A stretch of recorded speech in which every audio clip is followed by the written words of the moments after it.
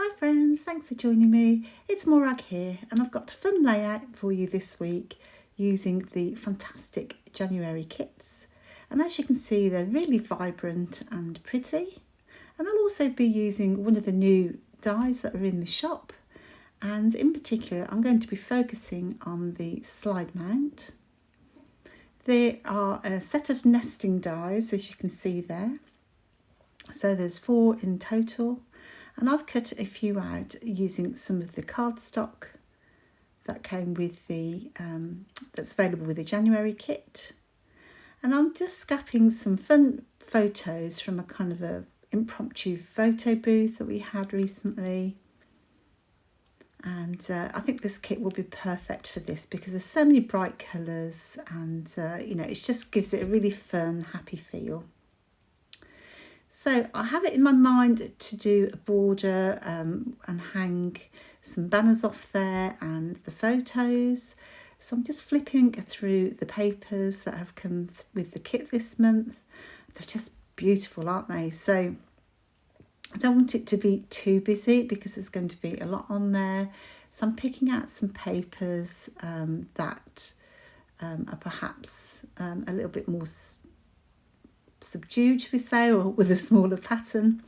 But that one with the daisies on, I think it is, it was my favourite paper ever in the whole world. It's just absolutely gorgeous. So I definitely want to be using that, even though it's not very quiet, to be fair. And as you can see, I am going for this kind of idea of stringing the border or the string across the top, and then I'll be hanging those photos and banners underneath. So I'm just flipping through the kit, and you can see in the embellishment kit you get these pretty envelopes. Absolutely love envelopes.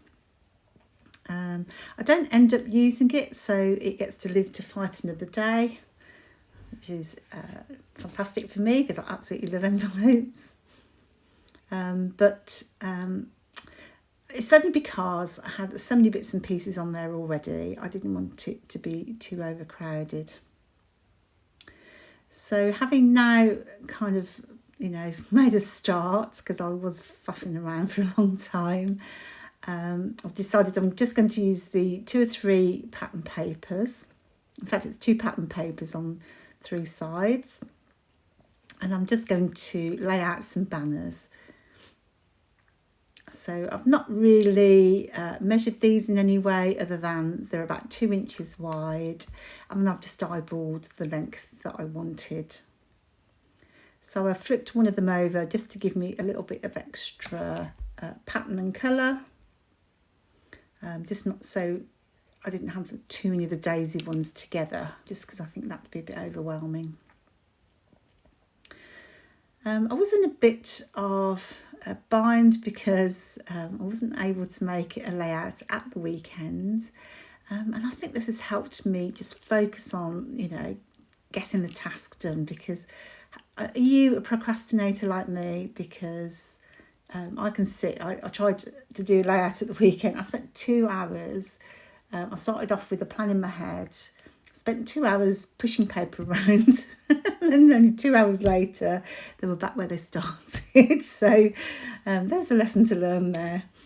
I'm very slow. So I've got 4 photos that I'd printed off, and then I've mounted in those fantastic dies, die cut polar slides. Sorry, no idea what I'm saying now. The dies are amazing. They cut through like butter. They're very sturdy steel dies, very sharp.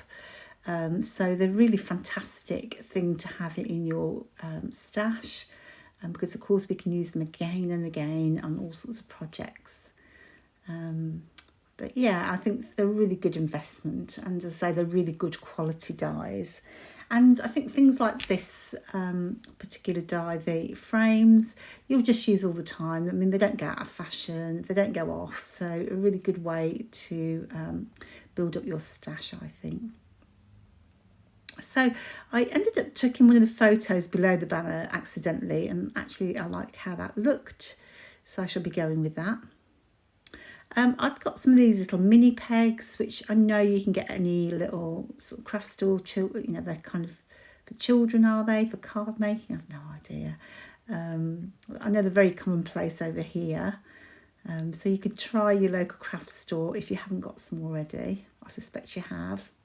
But if you haven't got pegs, you could use a paper clip, a bulldog clip, you know, lots of things really. Or you don't really need to secure them, but I just kind of liked how that looked you know, securing my photos. So the snapshot, I love that design. That came from the main kit die cuts. I love the colours in it, and it's just perfect for this. It was almost like it was made for my layout.